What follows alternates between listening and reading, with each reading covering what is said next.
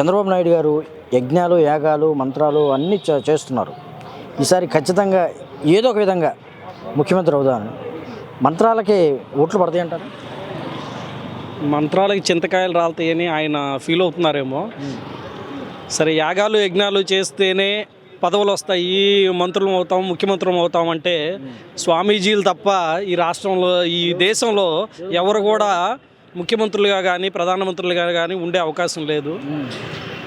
జనం మనం చేసిన పనులను బట్టి మనం మెచ్చి మనకు ఓట్లు వేస్తే మనం ముఖ్యమంత్రులు అవుతాం. కానీ యాగాలు యజ్ఞాలు ఏదో నా కొడుకుని ప్రయోజకుని చేయి స్వామి అని చంద్రబాబు గారికి చెప్పారంట.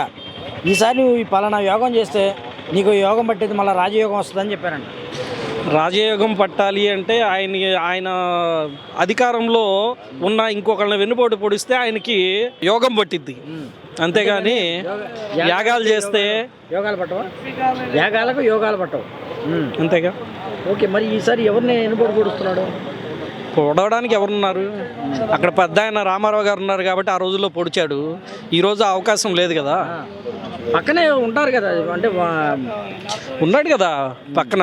అడుగు బీజేపీని ఒక పోటు, పవన్ కళ్యాణ్ ఒక పోటు పొడవడానికి ఉన్నారు. పొడిపించుకోవడానికి దత్తపుత్రులు మిత్రులు వాళ్ళంతా శత్రువులు కాదు. చంద్రబాబు నాయుడు గారు అత్యంత మిత్రుడుగా భావిస్తున్నారు పవన్ కళ్యాణ్. మీకు తెలియని విషయం ఏంటంటే, వెన్నుపోటు అనేది ఎవరిని పొడుస్తారు? నమ్మినోడిని పొడుస్తారు. శత్రువుని ఎట్లా పొడుస్తారు? శత్రువు దగ్గరికి వెళ్ళి డైరెక్ట్గా యుద్ధం చేయాలి. వెన్నుపోటు ఎక్కడ? పక్కన ఉన్నోడిని కసకని కత్తి తీసుకొని పొడిస్తే అది వెన్నుపోటు. శత్రువుతో యుద్ధం చేయాలి. నమ్మినోడే కదా వెన్నుపోటు పొడవాలి. పిచ్చోడు ఆ పవన్ కళ్యాణ్ కాబట్టి అతనితో పాటు తిరుగుతున్నాడు. కానీ ఎవరు తిరుగుతారండి? ఏంటి మరి ఈసారి పరిస్థితి ఏంటి? చంద్రబాబు గారి పరిస్థితి ఏంటి? చంద్రబాబు నాయుడు గారు కుప్పంలో గ్యారంటీగా ఓడిపోతారు. ఆయన వేరే కాన్స్టిట్యున్సీ కనుక చూసుకుంటే సింగిల్ డిజిట్కే పరిమితం అవుద్ది తెలుగుదేశం పార్టీ. ఓకే, ఇప్పటికే రాజ్యసభలో తెలుగుదేశం ఖాళీ అయిపోయింది. ఈసారి పరిస్థితి అండి శాసనసభ అదే చెప్తున్నాను కదండి.